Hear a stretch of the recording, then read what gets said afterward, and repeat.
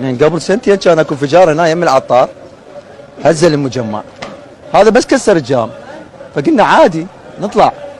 انا رحت على صاحبي قلت له ميك شيء ما بي شيء، اخوي انضرب بيده، قلت له اللي في ايدك لم غراضك خلينا نطلع، عرفنا غراضنا.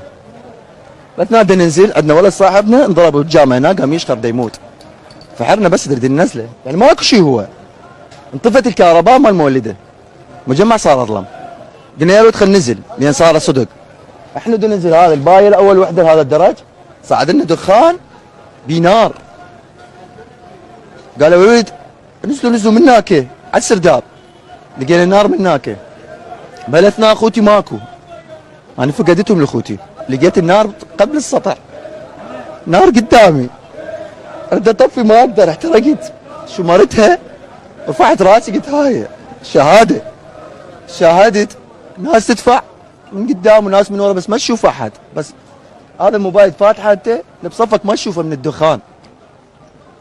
نزلت ما اعرف، واحد دفعني بغرفه مال مخزن، طلعوا اخوتي وياهم 10 بالمخزن هذا، يفتحون الباب هستوهم وانا وقعت، قام يطبون لنا دخان من جوا، اسمع صوت اطفال يحترقون، صوت زلم تحترق،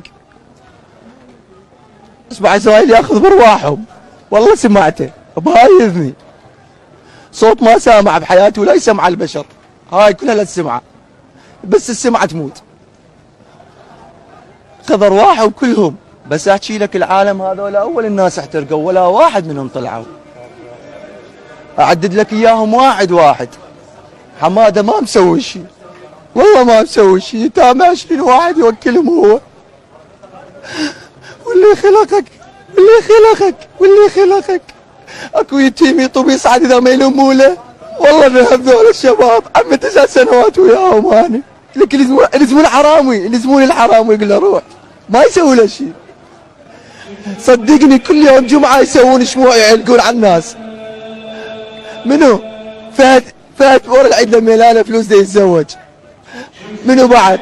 حسن ماكو من اغاني ما يسمع يقول حرام. منو؟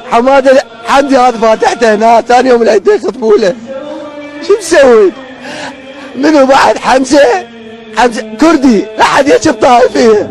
لم تبتعد أيام تخرج هذا الشاب من جامعته إلا أياما قلائل، لكن فرحة هذه العائلة لم تدم طويلا، حيث انتهت مع نهاية قصة زميله الذي ذهب معه لشراء ملابس عيد الفطر، بين أنهم لم يعرفوا بأنها ستكون نهاية المطاف.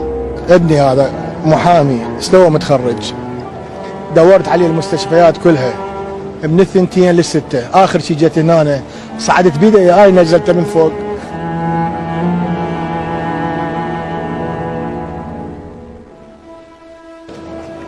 حسبي الله ونعم الوكيل بالحكومة، حسبي الله ونعم الوكيل بالحكومة. فزيت جينا ركضنا، جماعتنا تعرفوا على أثره شوي. أنا جيت قبل عرفت وقرر أروح أشتري هدوم، قلت له الكرادة خطرة لا تروح، قال لا ضايج، قلت له روح ضايج.